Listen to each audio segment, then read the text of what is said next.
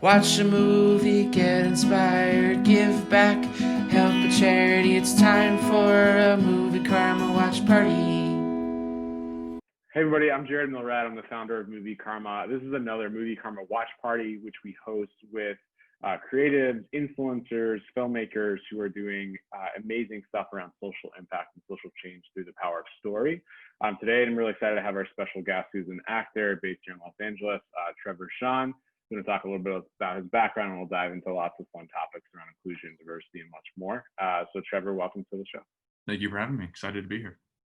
Yeah, absolutely. So I know we're both in quarantine like the rest of the country pretty much.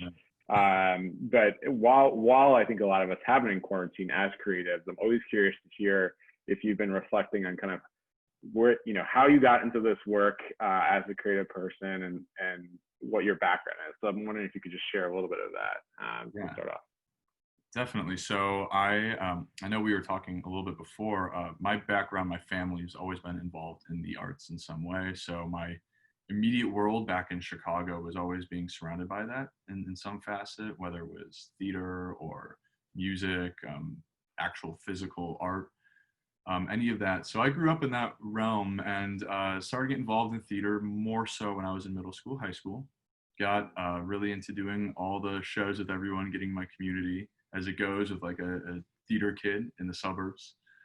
And basically from there, I went to college. I was like, I really want to do this. I love this a lot. It feels really fulfilling. My parents recommended different things to do instead, just in case, even though they did support whatever I wanted artistically. And I chose to go the theater route. And I did my 4-year degree up in Western Michigan and graduated from there and pretty quickly moved out from there to the West Coast, where I'm right now in Los Angeles. And, my draw was always towards doing theater for the most part. I love being on stage. And then towards the end of college, I really wanted to get involved in more filmmaking and being on camera and crafting a different kind of artistic experience. And so I chose to go out West. And now here we go. Here you are, yeah, in a pandemic out West. Yeah, exactly. Do you feel that, because I know mentors have been incredibly important in my life, Treasure, I'm assuming for you as well. I'm curious, like, given that both of your parents are artists, your dad, I believe, is an actor. Do you feel like that they were your main mentors in terms of getting into the industry, or were there other people, teachers, other mentors that you had? Definitely, yeah. So it's funny, my parents were a good conduit, but if anything, that was almost more intimidating than other people. My sister was doing the same thing as me and was a few years ahead of me. So I always felt like overshadowed by what she was doing and then what my dad was doing professionally. So I was always actually a little scared to share my experience with them because I didn't know if they were going to fully support things yet.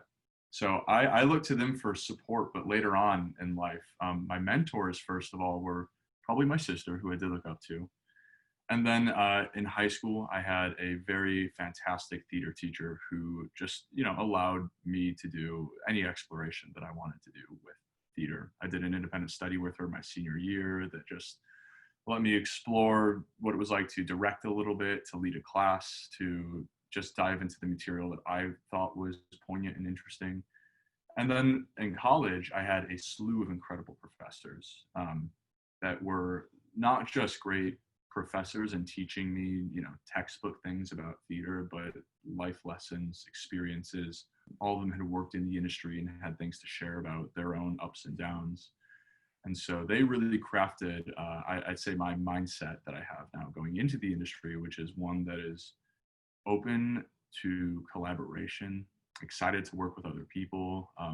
They nurtured an environment that was always safe for people to explore and to try new things and to be living basically on the edge of your own artistic ability. And so I try to essentially live by those principles that they helped instill back in college. So I look to them a lot for guidance. And then similarly, academically, I had a really brilliant teacher who taught us our theater history. And that was, I think, one of the most poignant things I got in college, because not only was it, just information, but it showed the entire journey of theater and the different phases it's gone through regarding, cultures, races, religions, power, money, going all the way back to ancient Greece. and beyond that. Mm. So that was, I think, one of the most significant influences I had, because it was like, okay, this is why theater is actually important, and this is how it actually includes itself in our culture and our world, and how it progresses things or holds things back. Theater's not always been the most progressive thing. Sometimes, if you look back in American history, you have like the minstrel shows with like old Tom making, caricatures of like Black communities, and it's not always necessarily the most positive force. So it's important to know how and when all those things are assembled, and we get where we are. Yeah, and on that note, yeah, and to your point, Jim Crow was a character, I believe, right, in a show that was Exactly. incredibly racist and problematic and offensive, but became the name for forms of oppression. So Right. that intersection, to your point, of art and society and reality.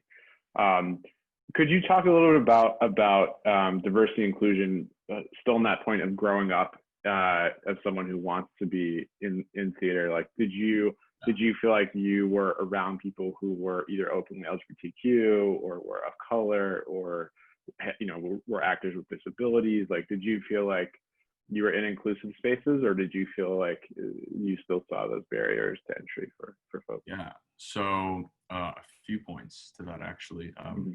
Gone through a few, I want to say, phases of that. So Mm-hmm. the first chunk of my life, I grew up, before I even got involved in theater, in a pretty diverse area. All my friends were different, races, religions, ethnicities, genders, all of it. And then we moved actually to a very conservative white suburb, very religious. Believe it was, around 8, 9 years old that I went over there, and it was shocking. I was like, oh my God, everyone is the same as me. I didn't know how to process that. And then just continued growing up, lived my life, and began to do theater. Did my time doing theater in high school, and it wasn't until I got into college that I realized just how whitewashed everything was. There was very little diversity in my time in high school. Growing up, I think the nature of the community, it was like that. But I recall there being no one really involved in theater that was not white, essentially, and had either the funds, the flexibility with family-wise to be there in some way. I also remember pretty actively white people playing other races or other parts in like shows and musicals, and it being received as funny and like a joke, and essentially not given the respect that it actually deserves. It's like, oh, these are just kids doing something, but like, no, they're actually a part of something and saying something that they don't even understand that they're doing and saying yet. Right. And it's racist and insensitive. So it was interesting being there. But then when I went to college, I was back in a setting where I had a lot more diversity going on, and including people with disabilities. And that was incredible. The community I was in was massively, massively diverse. Again, race, religion. We had a few people that had different physical disabilities, and they were even looking for representation in other schools and like couldn't find it, and Western provided a home for it. And I thought that was very interesting in terms of what was being put out and what was expected of actors who had something different to share. Yeah, it's interesting you mentioned that. I know there's been with the film Crip Camp that came out through Barack Obama's production company, Higher Ground. I don't know if you've seen the film, but I know that's gotten a lot of attention around the lack of access for actors with disabilities and actors who and others in the industry who have disabilities. So it's interesting you mentioned that point. Could you talk a little bit more about how you think privilege has played into your own life and potentially even early career? And because you made that point about in college when you had that realization that, oh, most folks around me are white or have been white growing up in theater. Could you talk a little bit about that, like that process of realization and how you think privilege, whether in terms of race, gender, et cetera, might have played into your career and your work? Yeah, definitely. I would say well, I'm going to start with auditioning.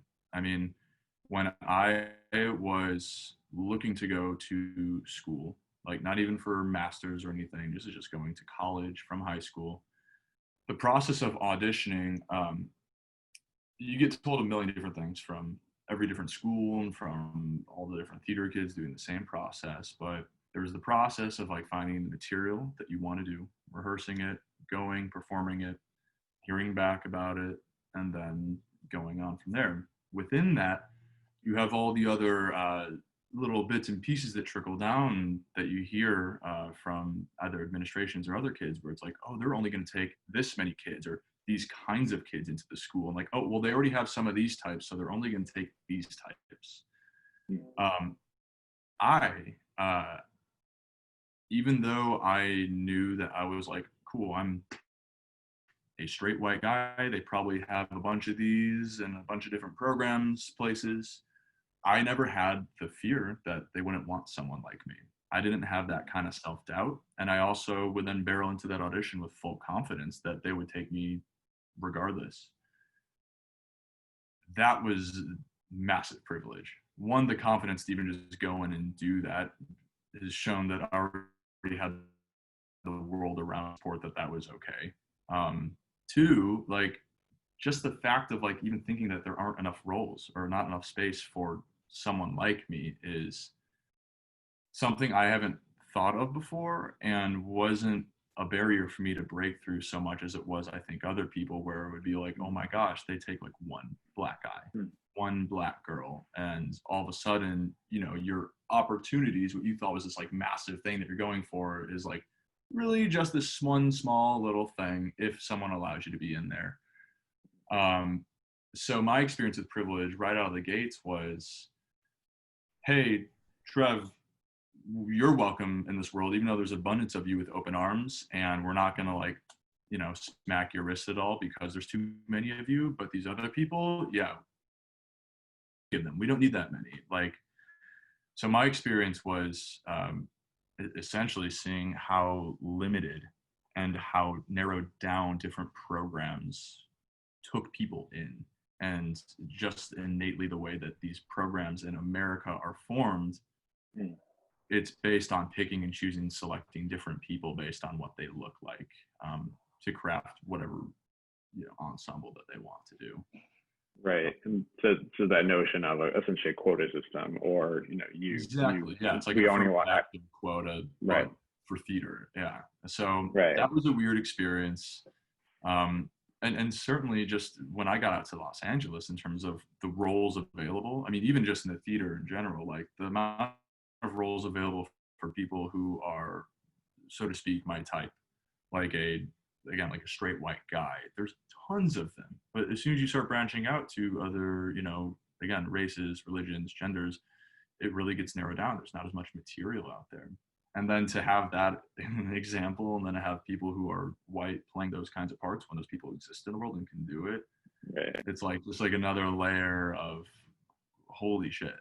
I didn't realize that this was just being given to me, and it's now. Yeah, absolutely. And it's cool that you're unpacking that, because I think this, you know, one of the reasons we have these conversations, and not only with folks who are of, you know, of color, LGBTQ, but folks who are, you know, straight white guys, right? Is to sort of unpack that privilege and to sort of name it, because I feel like otherwise it just kind of exists amorphously in the world, and we're oblivious to it. Well, you know, one of the things I had said to me was the nature of recognizing your privilege and letting it go is that your life is going to be more difficult. It is going to be harder. And I think that's a difficult thing for people to like process and be like, wow, I'm going to actively make my life more difficult. But that's like really not what it is. It's actually just understanding and accepting shit. Like, you know, I could look at, for example, the roles right now in Hollywood. You know, like when I got out here a few years ago, I was actually told pretty consistently, hey, Trev, like there's going to be nothing available for you. It's all moving to people of color right now. Like your type isn't a thing. And like, well, that was like true to some extent. There was still an abundance of stuff for me and not as much of the other thing. And as this trend does continue, because it is where there are fewer parts for me, fewer, and more other ones out there. It's not for me to be like, oh my God, something's being taken away from me. It's like, no, there's just more opportunities out there for other people. You know, it's, I had my teacher in class, my acting class out here, describe the creative process and like what we do here is being kind of like this endless thing, like sharing creativity, sharing roles, sharing opportunities doesn't mean that there's anything less for you, right? Like it's like watching a sunset is what he compares it to. He's like, just because someone else comes and joins you and sits next to you and watches the same sunset doesn't mean it's any less beautiful. So I think that as the industry transitions and there are more of those parts available, it's on people like me who maybe had that privilege this entire time to say, hey, it's not that we're getting less right now. It's just that finally it's equal. We're not operating at a deficit. We're actually operating or trying to operate on the same plane for the first time. And this is actually what it looks and feels like. Yeah, absolutely. And I think that's a good way to look at it, the notion of abundance as opposed to scarcity, right? That there's more opportunity begets more opportunity, and that's a good thing for more people. It was interesting you were told sort of that idea of inclusion and diversity and diverse casting as a trend, right? Because I've heard that as well in the industry, and I know some folks have rightfully, I think, called that out as incredibly offensive, right? Like why is inclusion, why is casting more folks of color, having more diverse opportunities a trend or something cool to be? But it does seem like that's how Hollywood thinks about it. Yeah, no, I think that's spot on. I don't think it should be a trend. Equality isn't something that should like come in and out of any industry, any world. But you're right, that is exactly how it is, I think, delivered. And it's certainly how it was delivered to me. Like, again, I can't believe that I was so actively told when I got out here 4 or 5 years ago that, hey, so you know, like, it's probably gonna be pretty hard right now for you because everyone else is getting, their dues right now, and so you gotta wait. And like that, fine, but like that's really not it. It's we're just trying to make everything better and raise everybody up and make it equal. It's not about pushing people down and then others up. It's just we all rise up together. Yeah, absolutely, and making sure that there's equity across the board so everyone can rise fairly. Exactly.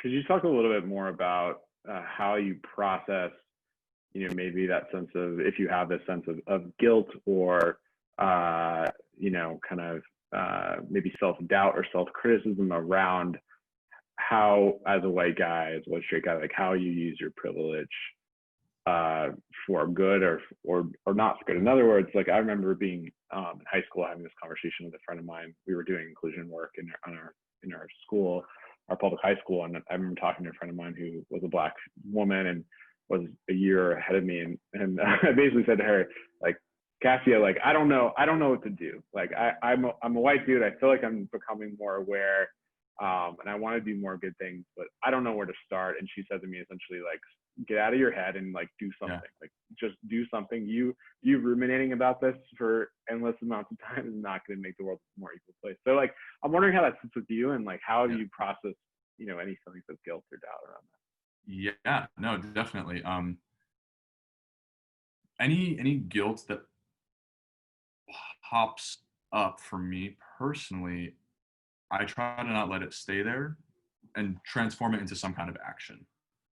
Because guilt's not going to do anything. Action's going to do something. And I think that my way of processing this is kind of doing this and like talking about it, spreading the word. I have had a lot of privilege in my life, so it's like, cool, fine. So I have had a lot of privilege in my life. How can I use that to actually make other people have more privileges? How can I speak out for these things that maybe haven't had that soapbox for, that maybe right now, because of the way I am, I can do that.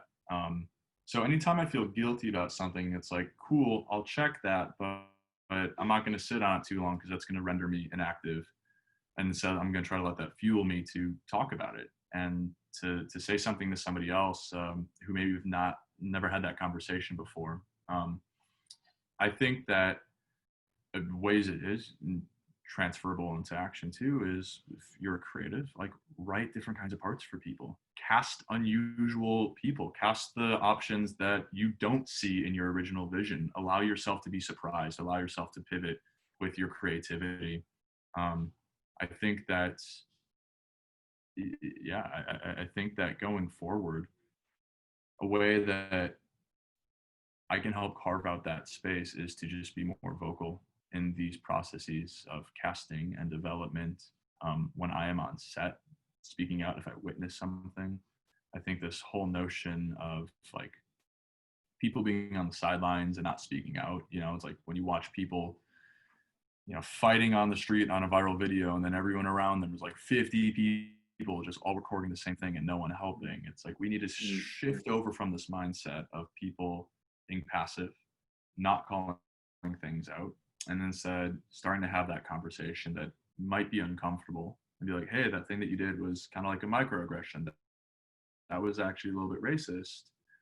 But having the conversation and not an all-out fight about it. And I think that we're moving to that place right now, especially in the last month or two with everything current, the protests and Black Lives Matters. But I remember personally that even having conversations with someone that did something that was a little uncouth and you're like, hey, that's weird, they would get really defensive about it.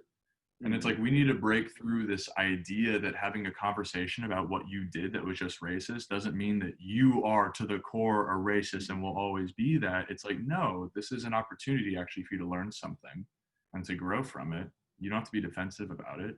And that's how the progress happens. It's through that kind of humility and slowing down and taking that moment to understand something that we can have that change. And for me, that's something I know I can do with people similar to me, to communities that are close to me, is start to have those conversations, start to bring up these topics to see what they think, where we disagree on certain things, because you're never going to understand the other person until you learn your point of difference.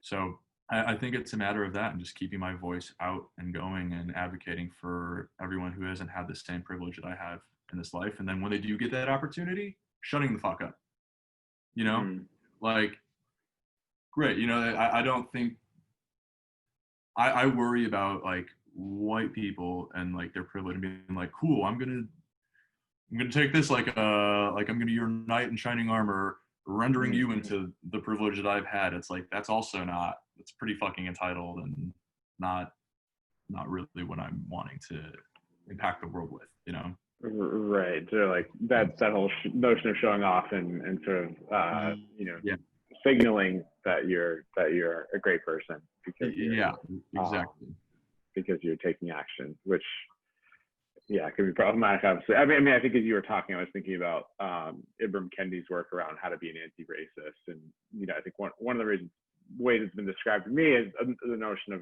racism, which is that we all, as white people, carry it, right? Like it's almost like a in the boat of life, we sort of have the water of racism like constantly coming in, and it's our job to constantly notice it and take it out, right? So it's not ever done.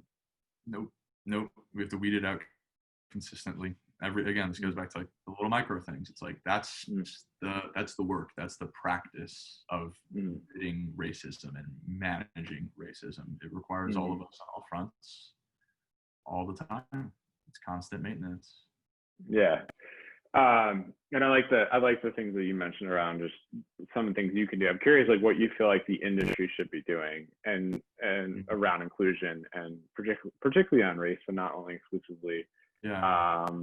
You know, one of the things our nonprofit Movikarma works on is this issue and finding ways to spotlight, to mentor, to elevate, potentially to fund diverse creators. I'm wondering what speaks to you and what you feel like either your role is within that broader conversation or what you feel like the industry should be doing.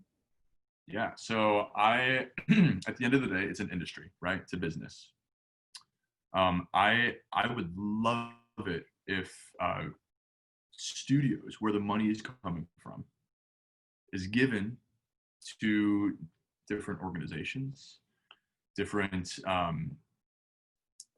movements who have those people, those leaders involved, to collaborate with communities or to collaborate with people of color who are artists already established and prominent in the industry, to use those resources and to create new amazing works with full funding from studios that can be international. It's like, how can we blow this up even bigger? Cool, then let's look where all the big money's coming from, and let's use that and allocate it in a place that could be actually effective. Right. Aside from that, I think that any festival needs to be a lot more inclusive about taking work from specifically the perspectives of people of color in their direction, honestly. I think we talked about this last time we spoke, but even just the way that you move the camera, edit a shot, move things around, the feel, the tone, all of it is affected differently by your existence. And I think making sure that those people have their voices and their visions brought into things a lot more, and they're propped up and supported. I think that writing needs to be more inclusive. I think different writers that are hired need to be of different races and religions and genders. Those are the people that need that, and they need that voice. And again, I think this starts with them getting the funding and the money for that. And because that's possible, right? These studios, these places can just make the choice to do that instead of making like B movie number 3, right? Mm-hmm. So there's things that they can do to make that happen. It's just, how do you get that to actually occur? Pieces I don't know as much about. I'm not sure if there are specific wings in SAG dedicated to people of color or diversity, but I think that those could probably be beefed up a lot more to advocate for their rights on set and through writing and any kind of hiring. I believe that SAG can at least advocate for some more protection in that way. And then I'm not sure if there are any agencies out there that are dedicated specifically to people of color or anything like that. But I do think that if those exist, I think that's a wonderful place to start, to pull from talent-wise, creatively, ideas, development. That is a great incubator to begin in. Yeah, that's a great point. And that is a common thing we hear, just that access problem of folks who are underrepresented or of color can't access. So like, unless they went to a top film school, for example, or they went to a top acting school, like can't access those agents and managers, or obviously unless they have a big breakthrough, which we know, as we know, is maybe 1% of folks. So you make a good point about finding that connectivity between talent and opportunity. I was going to ask you a little bit more around, as an actor, like what you feel like your responsibility is when there are roles that you maybe want, but do you feel like part of your responsibility is to call out problematic roles if you get that role or before you get that role? Like, how do you think that works? For example, there has been critique around non-LGBTQ actors playing, say, an openly gay character or an openly trans character in a film. A number of recent Oscar winners come to mind, who I think did a really good job, but there could be a case made that why don't you cast a trans person in that trans role, or why don't you cast a gay person in that gay role? What are your thoughts on that? That's really interesting. I think that in casting and going forward,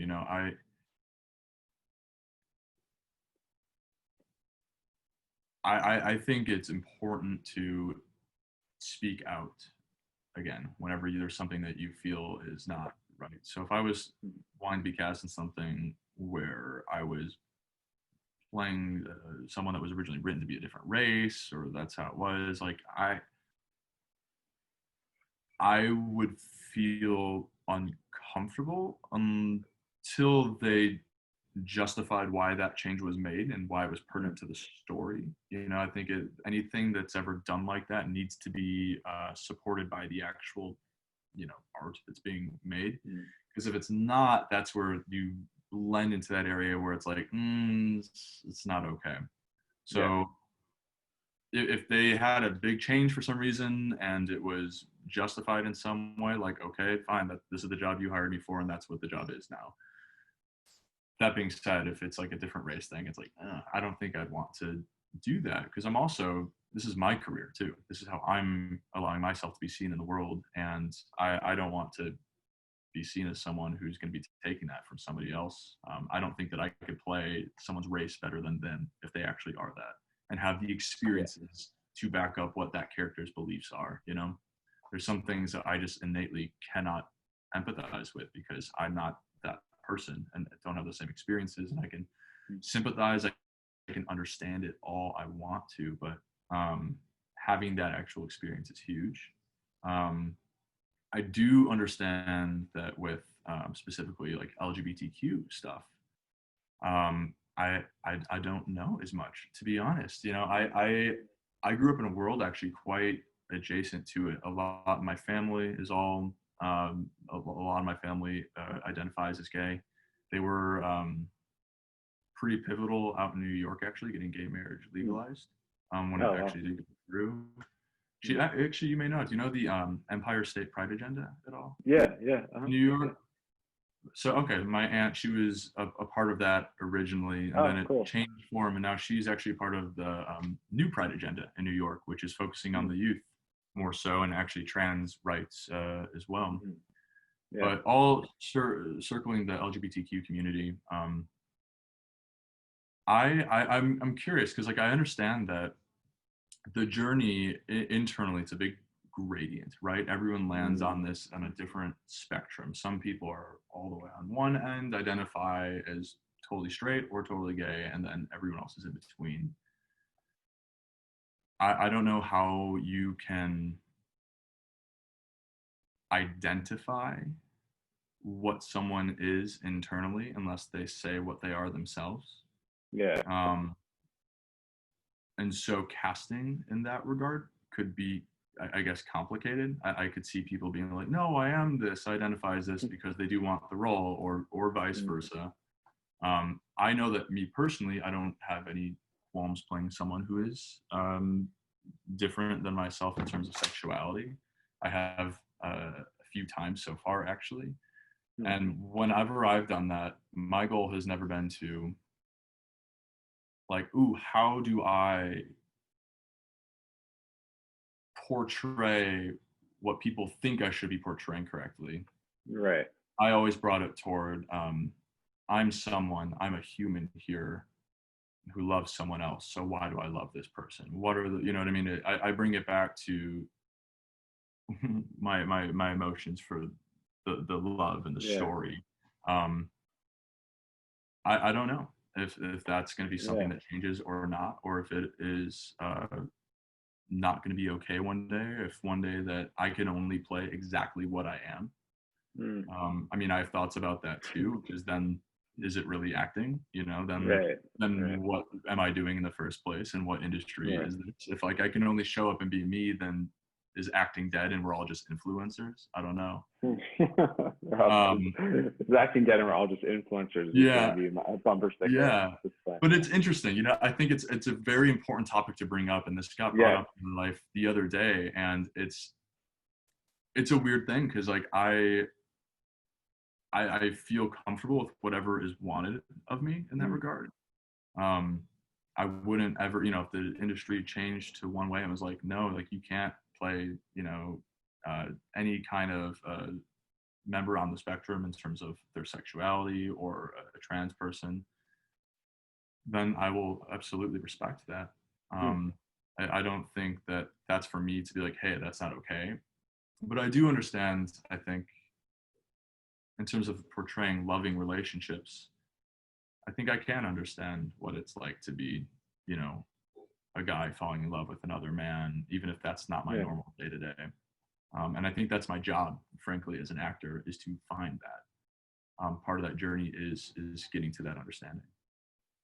Yeah, it's really interesting you say that. I think it's good that you're, I think, critical and thoughtful about it, which perhaps is maybe what I can just speak for myself. I think as a gay guy, that's probably the main thing I want, right? Is just they just are just actors who are critical about it. So I mean, I can tell you, like, you know, when I saw Brokeback Mountain, like in college, right, and I wasn't even out yet. I mean, that was an incredibly, I think, not just for me, but I think for a lot of people, films like that, even though the two leads identified as straight, to my knowledge, like incredibly powerful, right? Like, it affected a lot of LGBTQ folks in really, I think, positive ways. At least it did for me.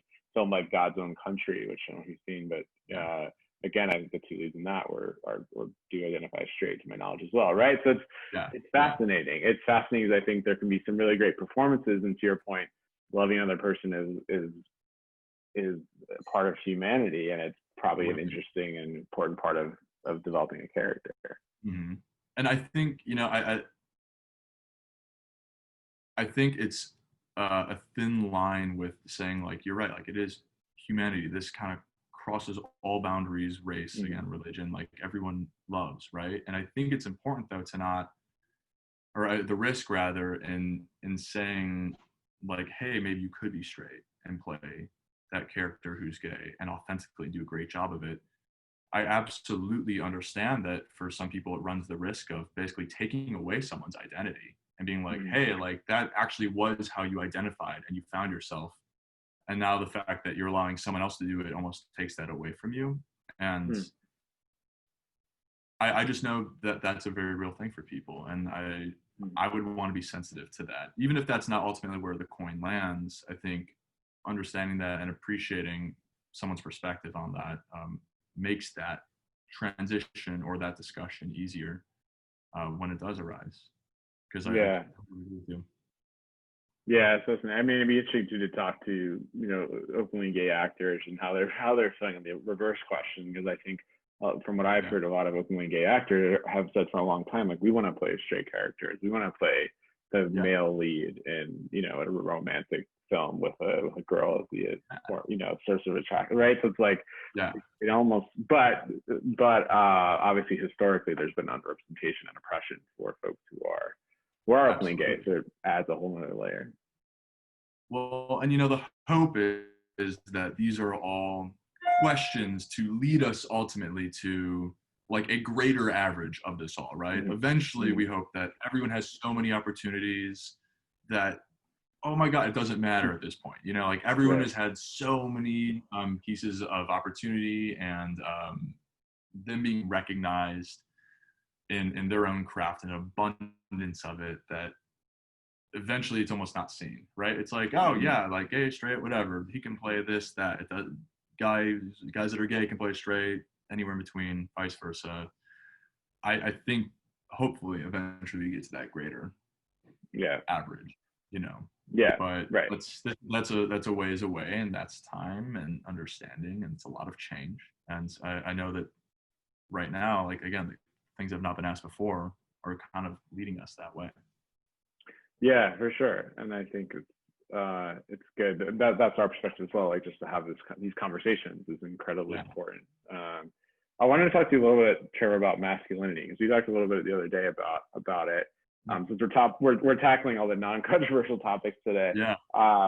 But I think it's healthy for guys to talk about masculinity. I think especially in the creative space, because obviously we are creative people, and perhaps we can shed some light for folks maybe who are not as creative around issues like masculinity. Like, could you talk a little bit about, first of all, sort of what your concept of masculinity is, how you think it's maybe changing or not changing in society, and then we can get after maybe to, like, what your role is, you feel like, in creating perhaps a better definition, a healthier definition of masculinity. But to start off, like, we'd love to hear what your sense of it is. I think masculinity is softening a lot, and I think it's really necessary. I think we need a lot more feminine in the world. Quite honestly, it is not balanced in any way. The toxic masculinity shit is super real, and it's like a sickness, honestly. I think that, this is me growing up. So I was born in the 90s and grew up with pretty progressive parents and in a relatively conservative area. That's like the breakdown of my upbringing. And, like, I was absolutely subject to all sorts of bullying. I was called fag numerous times. I was thrown into lockers. I was not beaten up, but, like, pushed around and, like, not appreciated for doing theater and things that were maybe a little more sensitive than, like, just playing football or getting in fights or wrestling. And, like, I did some of that stuff too, but I never jived with it. There was always, I could never get past, and I think this probably from my upbringing, like I was always told that I could share what I was thinking and feeling, that that was valid and it was okay. And like I just didn't experience that with men growing up, honestly. I got it from my dad, but like men were never understanding. They were closed off, very angry, and almost like everyone was just always ready to snap. Guys were just Yeah. like, snap. Yeah. My whole life, and they still are, honestly. But I think it's all this like idea that we can't share what we're really thinking. When we do share what we're really thinking, we're immediately eviscerated or told it doesn't matter, or that it's actually not valid or not worth anything. And like there's a whole dynamic even with that, and like, you know, Western relationships and like men and women and shit, but that's like a different conversation. But like ultimately, you know, this whole notion that like that men are like this like aggressive force in the household, and like that women are the ones to keep things at bay at home, like I think that is changing. I think the way masculinity needs to move is softening and opening up to listening more. I think men need to listen and to slow down. I think they need to understand that strength doesn't come from brute force any longer. It comes from your mind, it comes from your emotional stability, it comes from your ability to think and be analytical and to be critical about important decisions and things and actions in your life. It's not about making big, sweeping, dramatic, brute choices, and like it's just stupid. That doesn't serve the world any longer. That's no longer progressing things. That's actually keeping things back, because what we need now is thoughtfulness and understanding and working together. We need communion amongst communities, and men previously have not done that. Leadership, wars, all of it have never really done that. And we haven't really experienced what it's like to have true women leadership in the country. And I think that honestly we're to a point that it's not that we just need women, but we actually need to work together. And I think men need to step aside for a second. I think masculinity is actually learning how to be strong in allowance and not in doing at the moment. So I think that I think that about masculinity. I think that it's changing, it's softening, and that's actually this place where there's room for masculinity to grow. I think there's absolutely no room for it to grow in terms of this like aggressive, spearheaded bullshit that we've had forever, honestly. Yeah. I completely agree. I think it's very well said. And yeah, I mean, we're living with the consequences, to your point, of masculinity right now, right? I mean, our entire society, our Western culture, civilization itself, in many ways, was built on that form of brute masculinity. Like, this is mine, I own it. Everyone else needs to leave or will be oppressed. Yeah, like it's like colonialism too. Like it's so inbred in like our Western society. It's like the whole planting flag thing. It's like, boop, it's mine now. Yeah. And you can't tell me no. It's like, good Lord, like that's the way we've been operating. Like that's how we have established our worlds, our governments, and our communities. From that, it's like, no, there's a better way to do it. There's a different way to do it. Yeah. So. Yeah, and we can look to other cultures, obviously, for examples in many ways that are not Western and are not even our own indigenous cultures in the U.S. and other places. I love that. Yeah.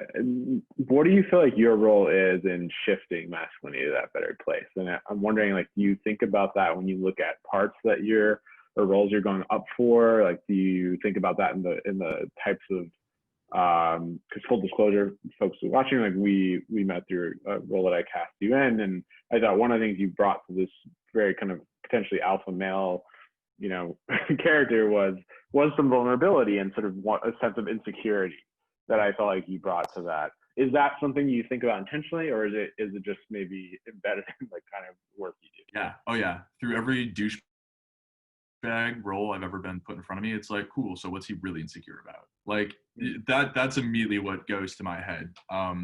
So the way I can help change that is honestly calling it out, calling those things out. If someone writes like a dude like a piece of shit, cool, why is that? What are you trying to portray in this right now? And like, how could you maybe get your point across better and still make it with the sentiment that you're trying to share. I think that, again, talking in these conversations are massive. I don't think that men talk. So masculinity speaking, like, we need to have these conversations with each other.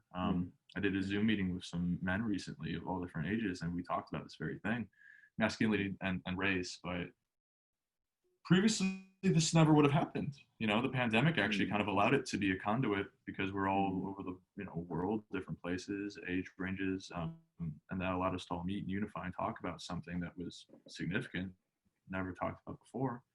So I think it's progressing that.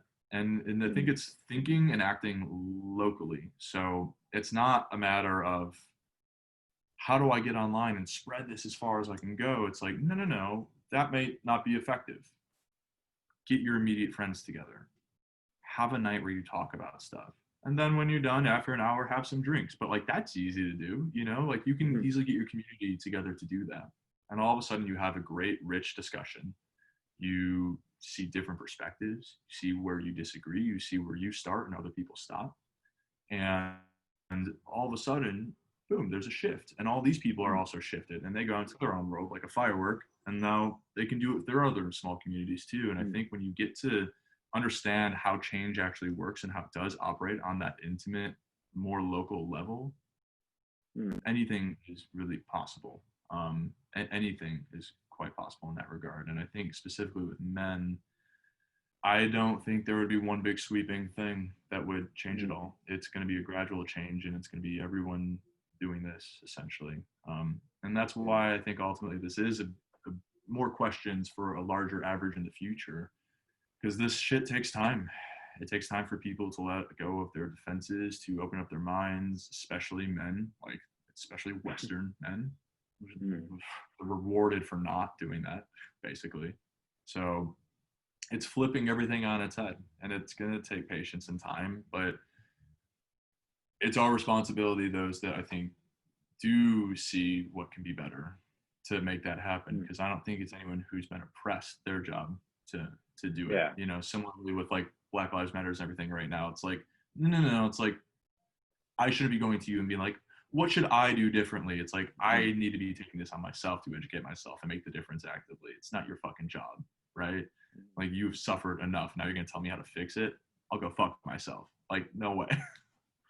Yeah, and it's such a good point. I was going to make a similar point that those who are in positions of privilege and power need to be doing the work on their own. And I think can you imagine a scenario where like all of the what are the like 52, 53 Republican men in the U.S. Senate maybe had a conversation around masculinity? Like, I mean, that was what a day that would be if that ever happened, where folks actually just unpacked it. What a day.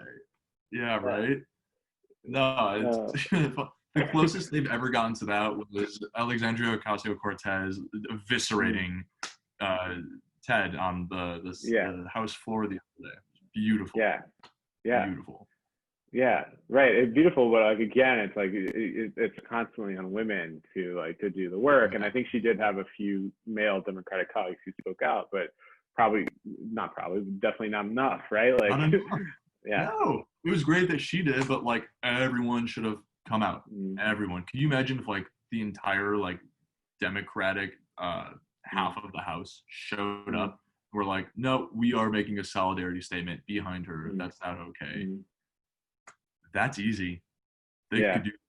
That's so doable. It costs no money. It's just, it costs you being a good person and showing up, right? So those are the kinds of things. It's effortless. It costs nothing to be better. It costs nothing to share these ideas. It costs nothing to help improve the world. So. Yeah, it's just being vulnerable for a minute and standing up, or sometimes getting out of the way, like literally leaving the room when reproductive rights and other topics are talked about, right?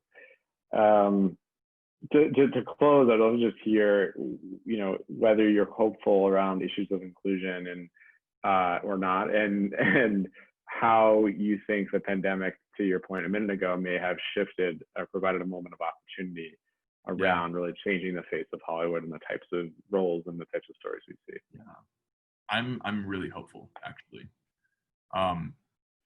the amount that I have seen be talked about in the middle of this has been, I mean, it's unignorable now, right? You know, you can't ignore it in any way and place that you go, and I think that's amazing and huge. So I have hope in that regard, and I have hope in my own fight. You know, I've had a lot of people, or hear a lot of people be like, man, I'm just so done with America. I hate this. I hate Hollywood. I'm going to leave. And it's like, no, like those are the voices that we need. Like, we need those kinds of people to be here to make those changes, to stay here and to fight. We don't need giving up. This is not the giving up time. This is actually the time to do the work. And I for the most part, seen that. Some people express that. But overall, I feel good about that. I sincerely believe that this country can't go anywhere else until that piece is recognized and is acted on. I don't think there's space otherwise.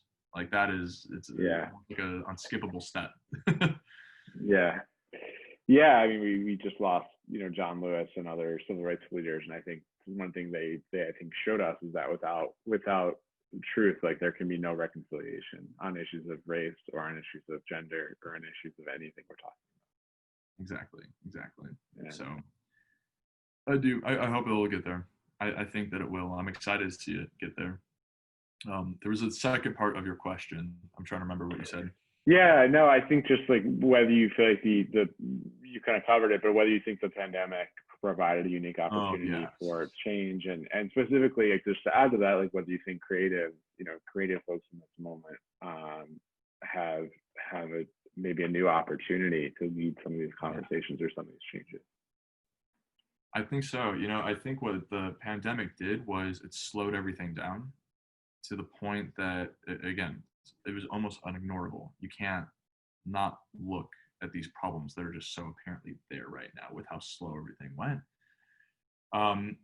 So I think that's what the pandemic did. It also gave people an abundance of time to themselves to, well, when's the last time I'm sure this many people had this much time to themselves? So that's huge. I'm sure a lot of people had mental breakdowns during this time. And as difficult as that was, it was probably really good because we do not do that. We don't check in with ourselves a lot in this country. And I think it gave people a lot of reflection on what's happening in the world. And, you know, those protests that started erupting, you know, like when I went to them myself, like, you could feel the frustration from the Black Lives Matters movement about, you know, George Floyd, Breonna Taylor, et cetera, everyone. But you also felt everyone's just frustration about the world and the climate of politics at the moment. And it felt like this big catharsis of like we are just done. The world needs something to change right now. And I think the pandemic kind of allowed that to brew and to come to light a lot faster than I think it would have. And I hope that's the case. And I hope as things reopen, especially in our industry, because of the way it has to reopen, it is taking so much time. Let's take that time to do it right. Let's take that time to be more inclusive, to write different roles, to produce different things, to garner new kinds of actors and creatives from different backgrounds. This is the time to essentially curate exactly the vision for what you want to, you know, have come next, because it's all on pause still. So, like, where do you want your first next step to be? Hollywood? I hope it's good, because they've had an abundance of time to get it right.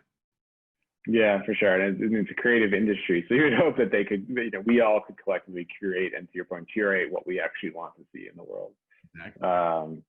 Lastly, anything coming up for you, Trevor, that folks should be aware of, and where can people find more of your work or follow you and kind of stay in touch with you? Yeah, so you can. Well, the most recent thing I did that popped out was doing some recreation things in McMillions on HBO. So if you guys want to watch some crazy McDonald's storyline stuff from back in the 90s, this is the way to go. Check it out. It's on HBO. It's fabulously done. You can follow me on Instagram at TI_REVA. It looks like T Reva, basically. And you can find me at Trevor Sean on IMDb or anywhere online. Check me out. Follow some of the stuff I'm doing. Be working with Jared coming up here in the next few months.